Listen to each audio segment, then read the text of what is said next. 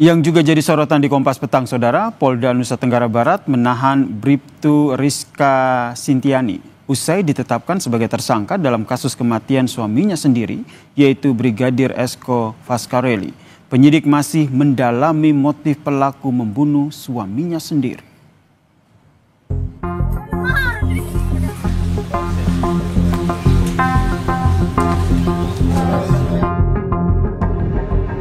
Kasus tewasnya Brigadir Esko Fascarelli, anggota Polsek Sekotong, Lombok Barat, menguak fakta mencengangkan publik usai polisi menetapkan istri korban, Bribtu Rizka Sintiani, sebagai tersangka. Psikolog forensik menilai motif pembunuhan menyangkut emosional dan diduga ada keterlibatan pihak lain.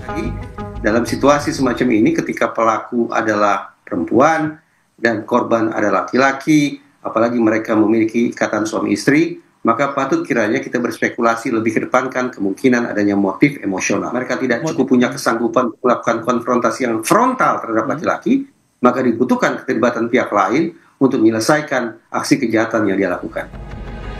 Keluarga korban meminta agar proses hukum berjalan lebih cepat, termasuk segera melaksanakan reka ulang atau rekonstruksi agar berkas segera dilimpahkan ke jaksa dan sidang cepat tergelar.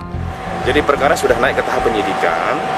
Terus ada beberapa hal, keterangan saksi dan lain sebagainya sudah diperiksa juga, dan ada keterangan saksi yang dibutuhkan, jadi kami akan lengkapi. Dan intinya itu rahasia penyidikan dan dalam waktu dekat mungkin akan diungkap. Sebelumnya Brigadir Esko Fascarelli dilaporkan hilang kontak pada 13 Agustus 2025. Keluarga lantas mencari ke beberapa tempat.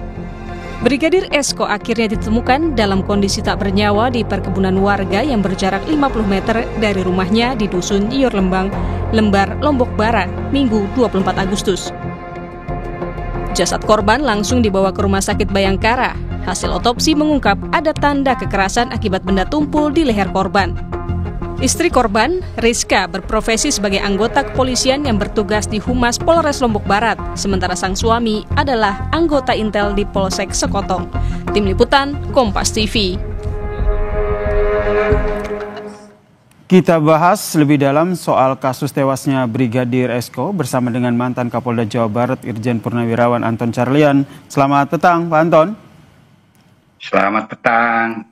Pak Anton, menurut Anda ini sudah ditetapkan istrinya yang juga merupakan anggota Polri juga menjadi tersangka. Tapi mengapa polisi hingga saat ini belum mengungkap apa sebenarnya motif dari kasus ini? Ya, justru seharusnya di dalam hal ini Polri bisa lebih transparan. Karena ya kalau untuk motif dalam keluarga kan, kalau tidak ada keterangan yang jelas ini sangat sulit, dan setiap pembunuhan itu kan ya harus ada motifnya.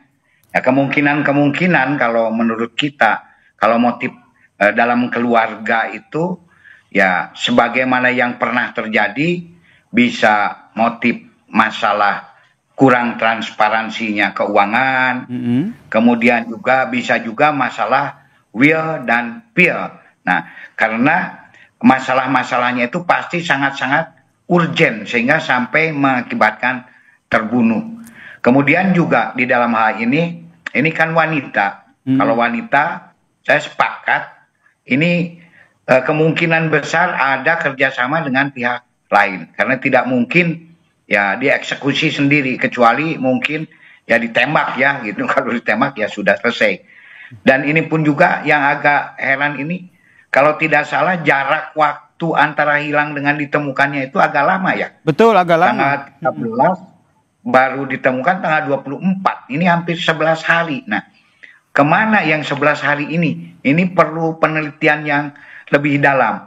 Apalagi sekarang dari pihak Bribtu Rizka itu sendiri yang mengatakan keberatan akan dijadikannya sebagai tersangka. Memang jadi menurut Anda, Pak Anton, ada keterlibatan dari pihak lain, tidak ada tersangka tunggal yang sudah ditetapkan oleh polisi, yaitu istrinya sendiri. Karena kalau kita lihat korban ini sendiri kan sebenarnya adalah seorang polisi yang bertugas sebagai intel begitu, yang kita tahu bahwa memiliki keterampilan sedemikian rupa sehingga akhirnya bisa dikatakan apakah mungkin ini pelaku bertindak dengan bantuan orang lain seperti yang Anda sampaikan tadi?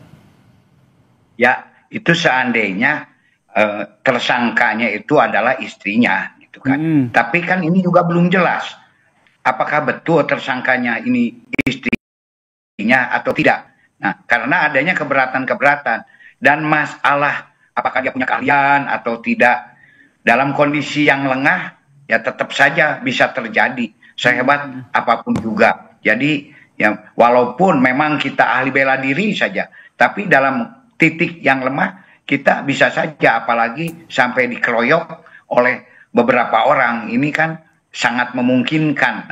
Ini yang kemungkinan-kemungkinan analisa-analisa yang bisa kita sampaikan. Jadi seandainya memang betul itu istrinya sebagai tersangka, otomatis pasti dilakukan oleh beberapa orang.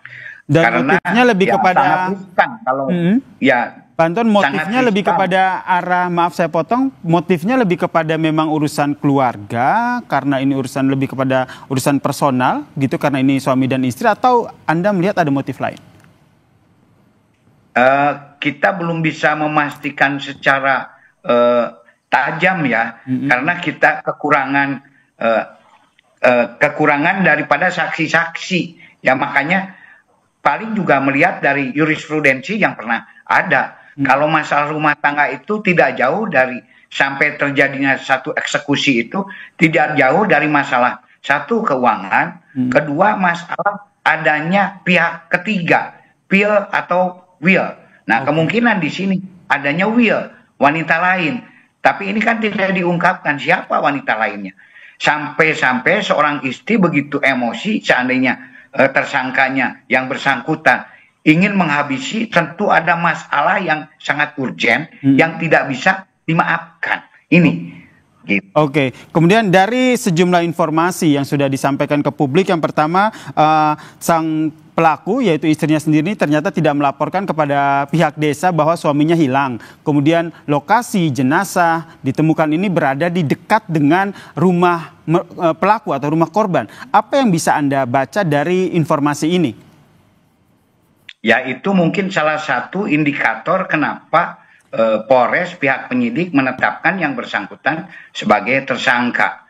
Dan juga mungkin adanya kesaksian-kesaksian yang lain yang memang sampai saat ini belum bisa diungkapkan. Ini kan masih dirahasiakan atau masih belum diadakan press release dari pihak kepolisian itu sendiri. Memang itu salah satu kejanggalan, kok hanya 50 meter gitu kan. Makanya di mana selama ini yang bersangkutan, dan ketika ditemukan juga kan ada tali yang seolah-olah ya ingin mengelabui, seolah-olah itu sedang bunuh diri.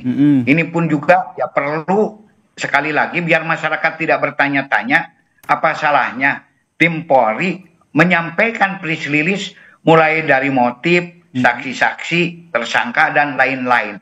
Toh jadi, ini sudah terbuka daripada sekarang masyarakat malah bertanya-tanya, ini kurang transparansi daripada pihak Polri. Jadi menurut Anda mendorong pihak Polri agar segera mengungkap ya motifnya apa dan juga sebenarnya kronologi kejadiannya seperti apa ya? Betul sekali, karena ketika dijadikan tersangka kan langsung ini tidak dijadikan saksi dulu. Pasti pihak Polri sudah punya keyakinan yang sangat penuh bahwa yang bersangkutanlah pelakunya. Tapi seandainya masih kira-kira seperti kasus Subang, kan justru tersangkanya itu suaminya dijadikan saksi dulu di dalam pemeriksaan. Tetapi ini langsung saja dijadikan tersangka, bahkan sekarang sudah ditahan. Ini mengindikasikan sudah ada bukti yang sangat kuat, baik saksi, barang bukti maupun motif-motif daripada pembunuhan ini sendiri. Hanya tinggal press release saja. Nah itu yang masih kita nantikan ya. Juga ada kemungkinan juga kenapa belum diumumkan, ada tersangka lain yang belum tertangkap. Itu kemungkinan. Karena ya tidak menutup kemungkinan bukan sendiri gitu. Oke, ini yang masih kita nantikan press release-nya apa. Tapi menurut Anda sendiri, apakah faktor korban yang juga merupakan anggota Polri ini jadi salah satu pertimbangan kenapa akhirnya Polri ataupun pihak penyidik ini berhati-hati dalam mengungkap motif dari kasus ini? Saya kira dengan contoh kasus Sambo itu sangat terbuka sekali. Karena ketika polisi melakukan satu tindak pidana, maka yang berlaku adalah selain hukum internal yaitu disiplin dan etik, juga berlaku hukum sipil yaitu hukum pidana. Nah, kalau pembunuhan ini kan lebih menyangkut kepada ranah hukum sipil, hukum pidana. Jadi ya harus diungkap secara transparan sehingga bisa lebih jelas. Oke, sekali lagi yang saya tanyakan ke Pak Anton, jadi kenapa akhirnya Polda NTB ini masih belum juga mengungkap motif dari kasus ini?